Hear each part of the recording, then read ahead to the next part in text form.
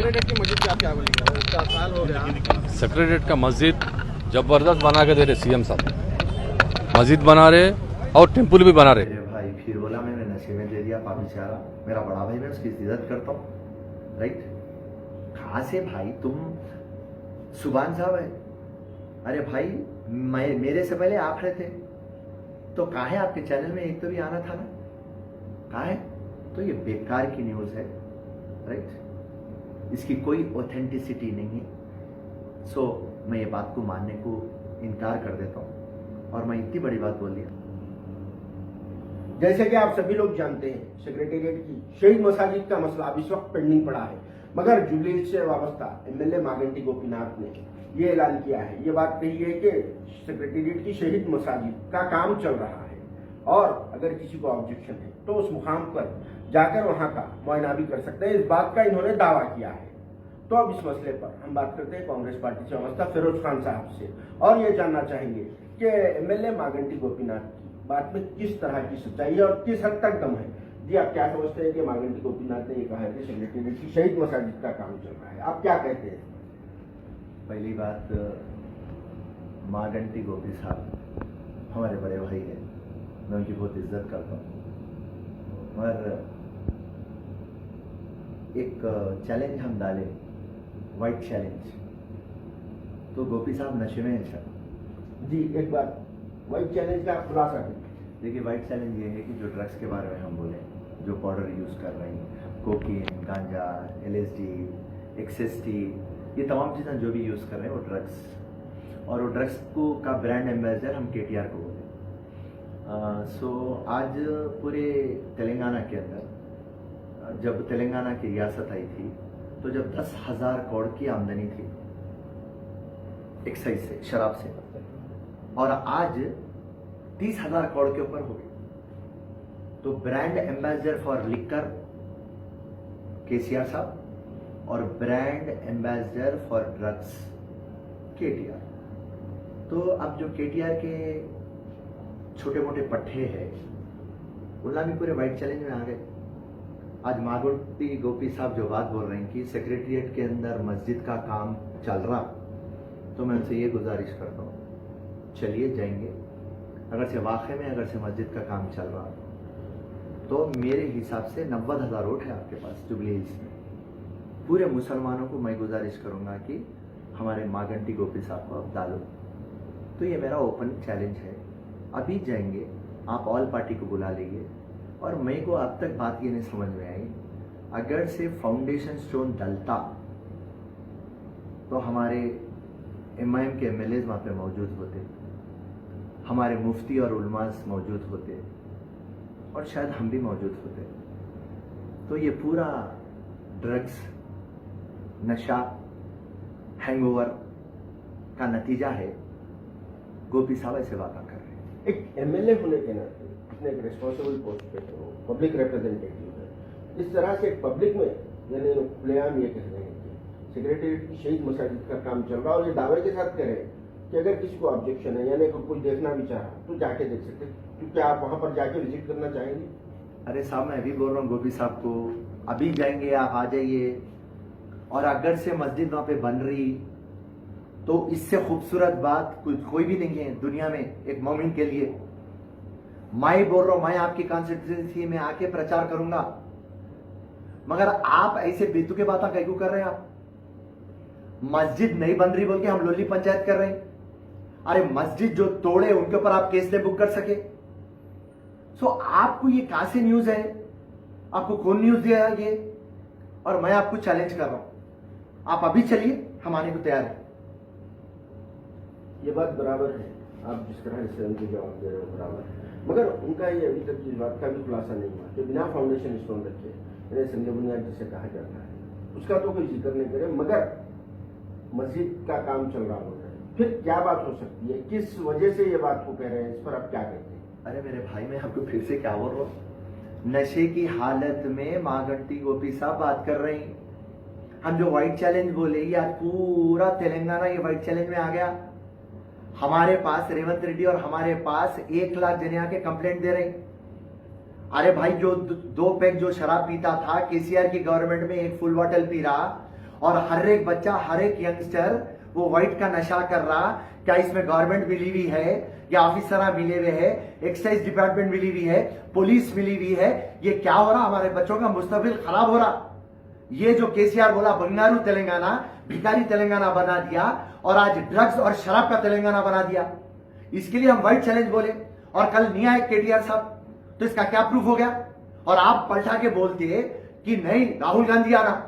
अरे मेरे भाई, राहुल गांधी जो बॉलीवुड के हीरोइनों के साथ फिरता, चाहे वो कतरीना हो, रवीना हो, करीना हो, जैकलीन रहो, हमारा केटीआर फिरता ना, और पूरे दिन ड्रग्स में इन्वॉल्व है ना। और तेलंगाना का हाल क्या हुआ? तो आज मागंटी गोपी जो भी बात बोल रही, वो भी ड्रग्स लेके है, वो व्हाइट चैलेंज में है, नशे में बात कर रही। मेरा चैलेंज कबूल करो बोलो, आजा बोलो, अभी सेक्रेटरीट जाएंगे और मैं उनकी कॉन्स्टिट्यूएंसी के अंदर मैं प्रचार करूंगा। मैं एमएलए चुनाव नहीं लड़ूंगा नागपल्ली में, मागंटी की कॉन्स्टिट्यूएंसी में मैं प्रचार करूंगा। क्या बेतुके बातें कर रहे हैं साहब? फिरोज खान साहब के बयान से ये बात तो साफ जाहिर हो चुकी है कि मस्जिद का काम नहीं चल रहा है। मागंटी गोपी साहब ने जो बयान दिया है वो एक मजाक-खेज बयान है और एक झूठ का पलंदा है, क्योंकि बिना फाउंडेशन स्टोन रखे मस्जिद का तामीरी काम शुरू नहीं हो सकता है। फिरोज खान साहब ने मागंटी गोपीनाथ साहब को इस तरह का चैलेंज किया है। देखना है मागंटी गोपीनाथ साहब इस पर क्या रिएक्शन देते हैं। उससे पहले हम फिरोज खान साहब से एक और सवाल ये करना चाहेंगे।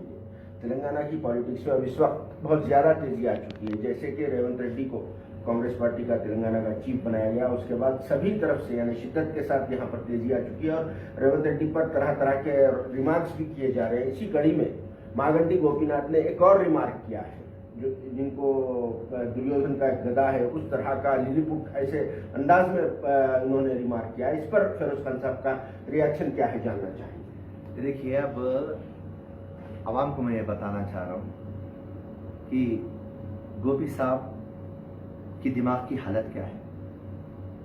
उनको ख्वाब गिरा मस्जिद बन रही बोल के। और रही बात रेवंत रेड्डी तेलंगाना का राम है, दुर्योधन नहीं, और राम भी छोटा मोटा था मगर रावण की लंका खत्म कर दिया। और रही बात मागंटी गोपी एक सिर्फ मामूल एमएलए है। रेवंत रेड्डी से एक लेवल का बात करना, होने वाला मुख्यमंत्री है, तो केसीआर जो आज मुख्यमंत्री है और होने वाला मुख्यमंत्री केटीआर, वो लेवल में बात करना। आप भी सुभान साहब अरे गैरे चमचे चिंदी चोरों की बात करते क्या आप? और आप कभी भी कुछ में को अच्छा कुछ पॉजिटिव पूछिए, आप हर टाइम कंट्रोवर्सी पूछते आप। सो मागंटी गोपी मामूल एमएलए है, बाजू हटाइए उसको। मस्जिद के ताल्लुक से जो बोला, अब उससे आप समझ जा सकते हैं राइट बेचारे की दिमागी हालत क्या है।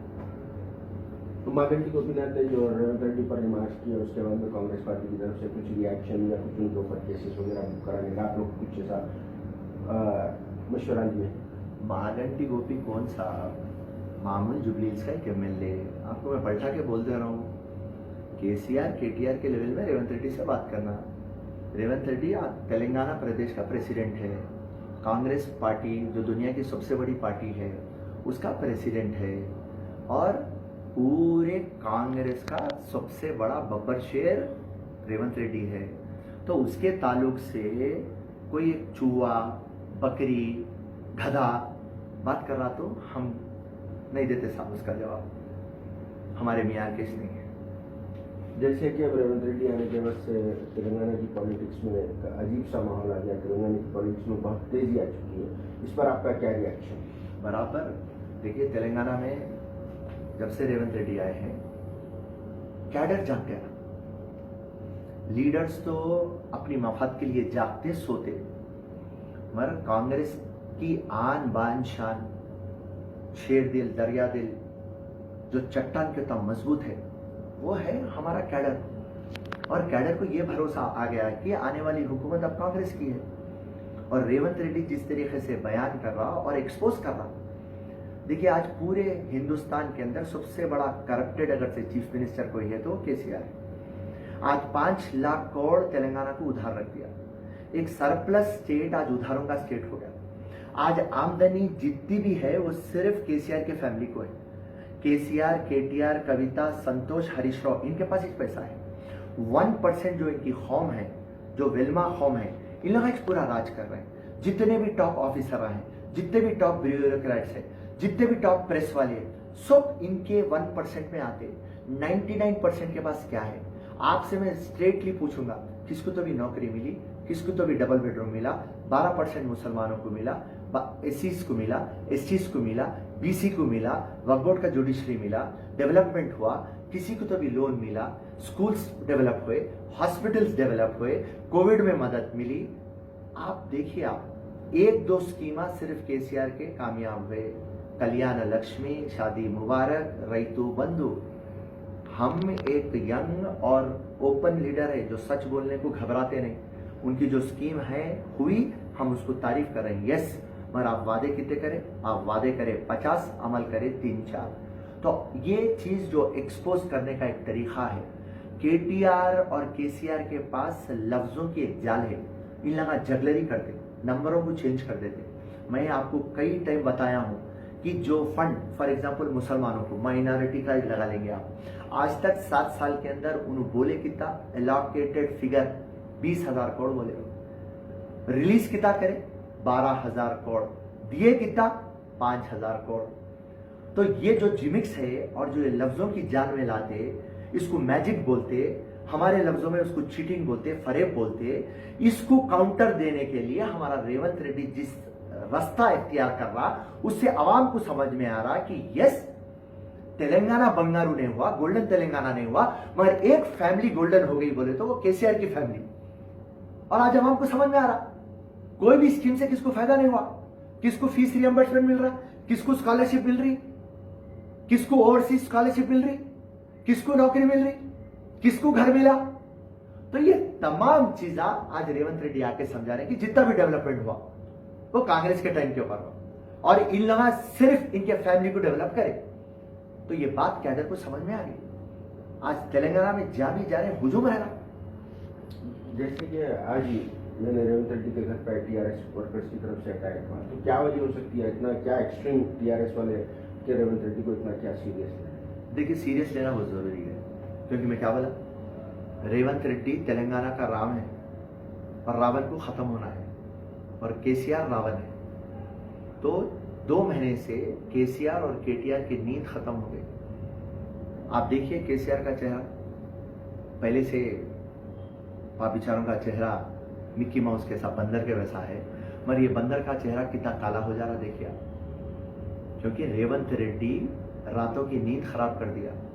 इरिगेशन में करप्शन, लैंड डीलिंगों में करप्शन, पावर प्रोजेक्टों में करप्शन, पावर परचेजिंग में करप्शन, हर जगह पे टेंडर पे, हर जगह के ऊपर कॉन्ट्रैक्ट के ऊपर, हर जगह चाहे पंचायत रहो, म्यूनिसिपल रहो, सोशल वेलफेयर रहो, हर जगह के ऊपर करप्शन करें। और आज हम पूरी फाइल बनाए, हम एक चार्जशीट बनाए उनके ऊपर और हम अमित शाह से मिलना चाहें और अमित शाह हमको टाइम दे दिया।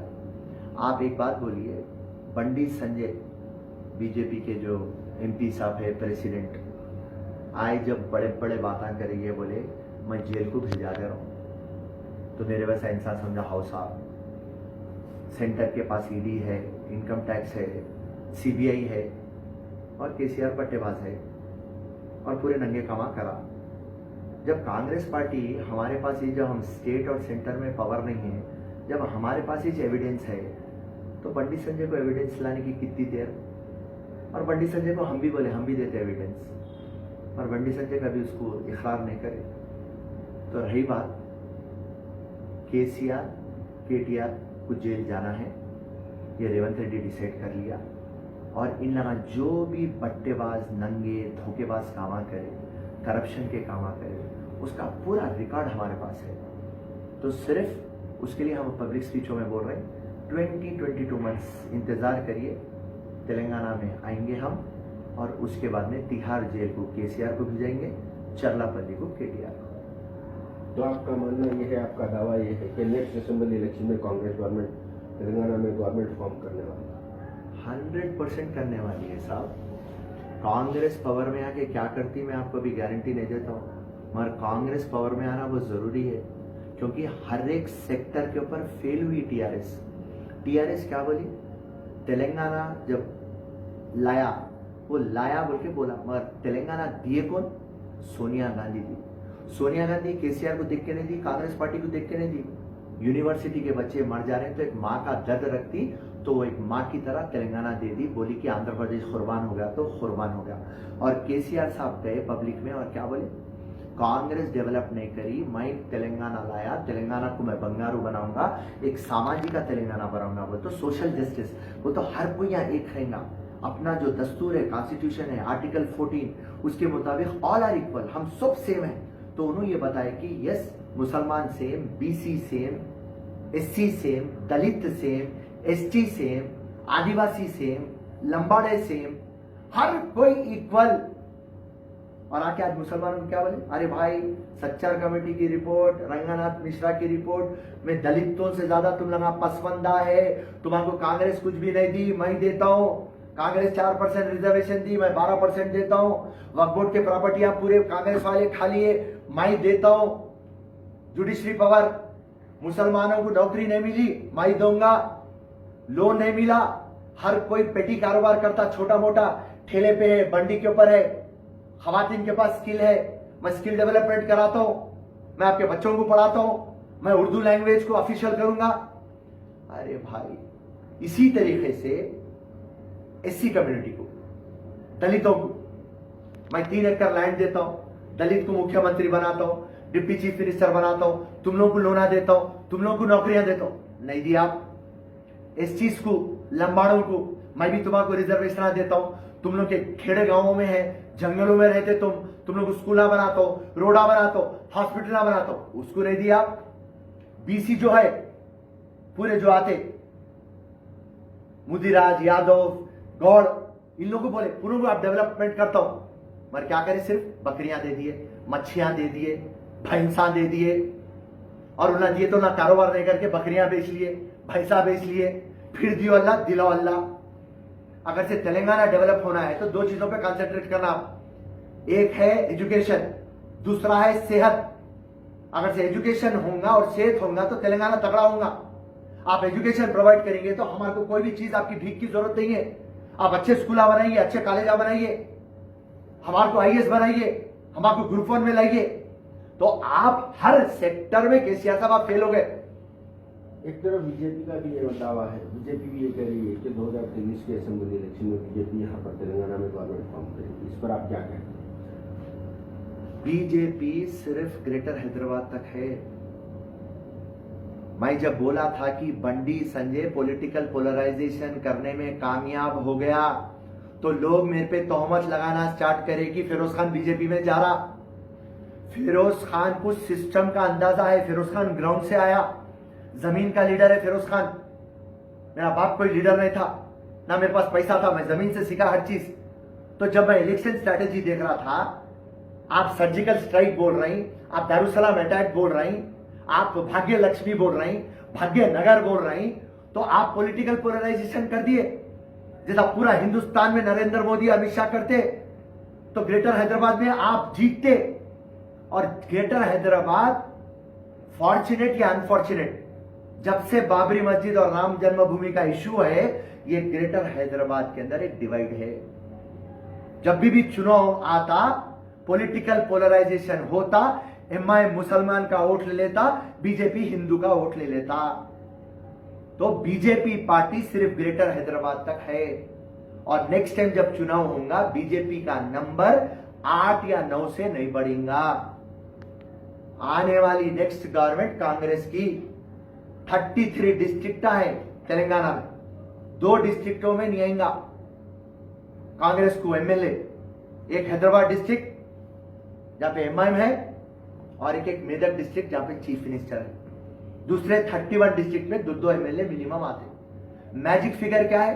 60 एमएलए का।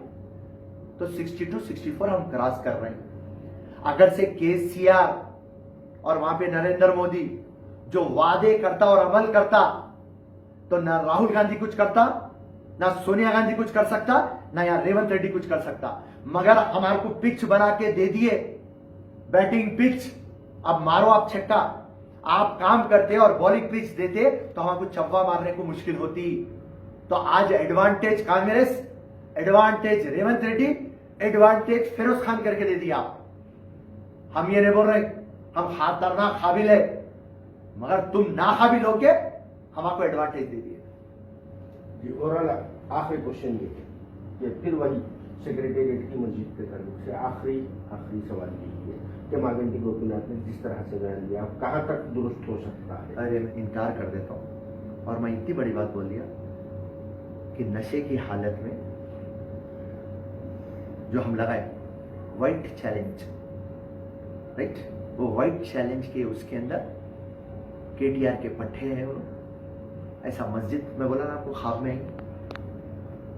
बस मैं इससे ज्यादा आपको बोलना नहीं चाहता। जय हिंद, जय कांग्रेस।